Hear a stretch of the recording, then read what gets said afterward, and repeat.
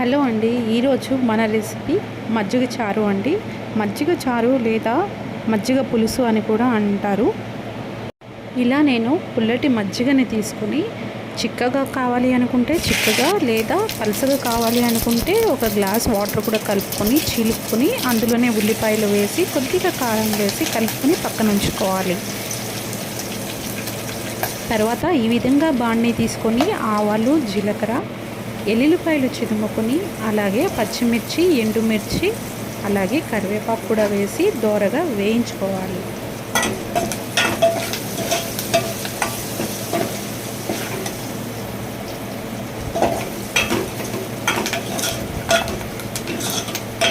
ఇలా ఎర్రగా చక్కగా గోల్డెన్ బ్రౌన్ వచ్చేదాకా వేయించుకొని కమ్మటి సువాసన వచ్చేంత వరకు వేయించుకున్న తర్వాత ఇందులోనే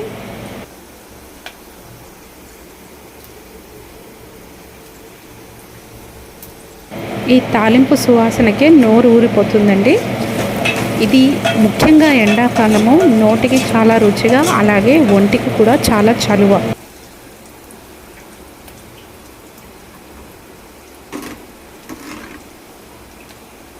ఇలా బాగా వేగిన తర్వాత కలిపెట్టుకున్న మజ్జిగను ఈ తాలింపులో కలిపేసుకోవాలి. ఇప్పుడు స్టవ్ ఆఫ్ చేసి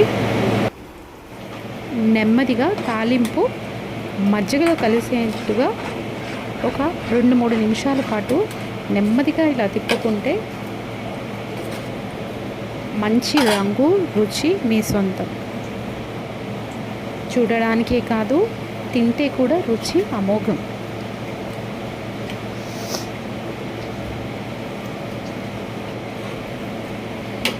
చాలా సులువైన పద్ధతి, చాలా ఈజీగా 5 నిమిషాల్లో రెడీ చేసుకునే రుచికరమైన భోజనం.